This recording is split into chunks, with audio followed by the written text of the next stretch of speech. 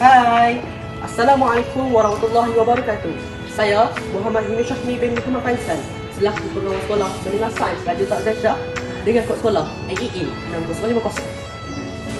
Terdapat 5 ciri murid sejahtera yang patut ada dalam diri setiap murid.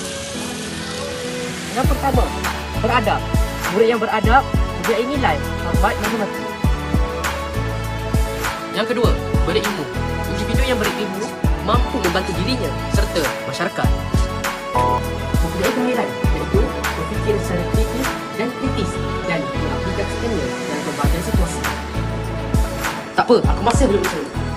Yang keempat, berdaya tahan. Kekal tenang, positif dalam apa yang Allah SWT. Kelima, keyakinan. Membuat sesuatu dengan lebih yakin dan bertanggungjawab atas perbuatan tersebut. Kelima-lima ciri ini bukan sahaja membentuk murid yang seimbang, malah memberi impak kepada diri dan masyarakat.